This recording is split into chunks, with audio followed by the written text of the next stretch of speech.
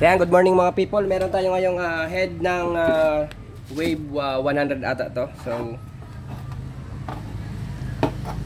ang papagawa ni client is oversize na to. Bali na loose thread na yung stock thread, tsaka yung pina-oversize niya.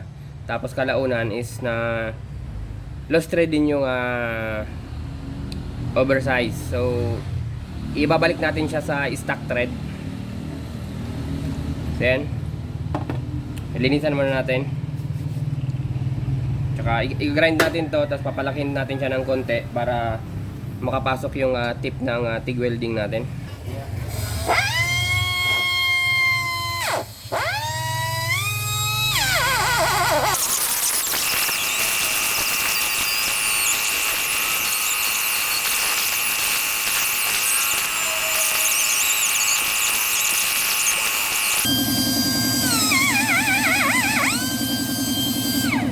Yan, nalinisan na natin siya, tsaka napalaki na natin siya ng konti. Yan, para may access tayo sa welding.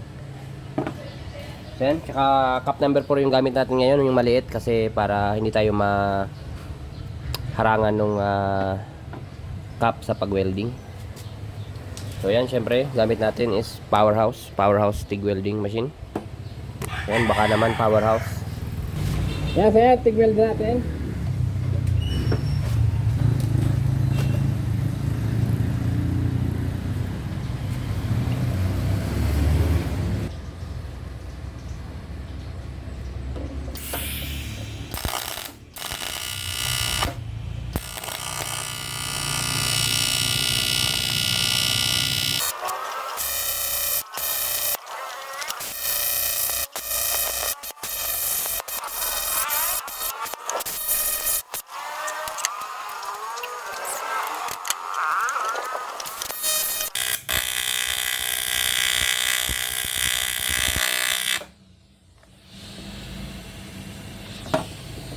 Yan, tapos na natin ma-TIG welding. So yan, sealed na siya, taka dito, pantay na rin yan. So yan, ano na lang tayo, grind na lang tayo, tsaka retread. Palamigin muna natin kasi sobrang init. So yan, ibalik muna natin siya sa original niya na surface. Alisin natin yung mga sobra bago natin i-retread. Ayang.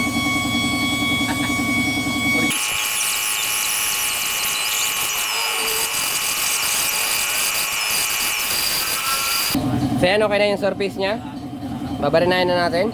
Ipailutol muna natin. Maliit lang muna na drill.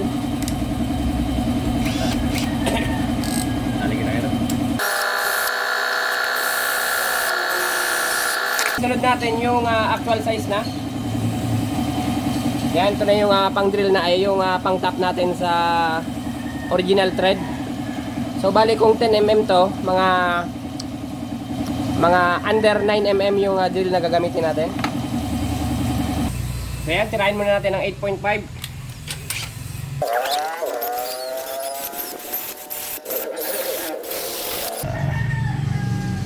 Yan, kaso medyo malaki pa.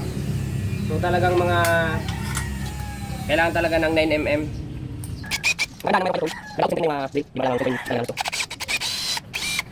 I-retread din natin.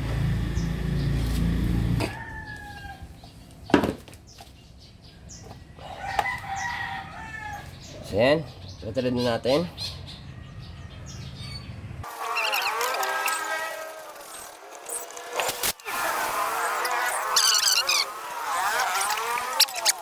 Bata.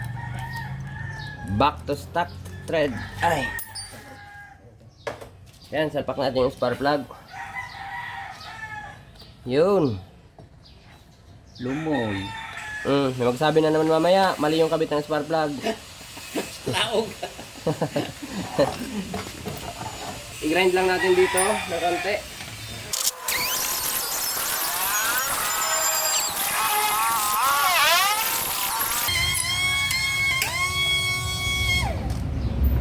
Yan, so yan, okay na. Lagay na natin yung spark plug, yung talagang totoo.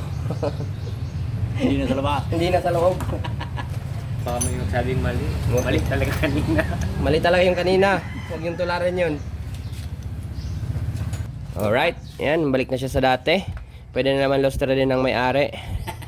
So yan. Shoutout Papa Bong, siya yung nag-refer nitong head sa atin. Pero siya rin yung magbubuo nito, tsaka ito yung may-ari. Shoutout Chris Barbershop. Yan, thank you.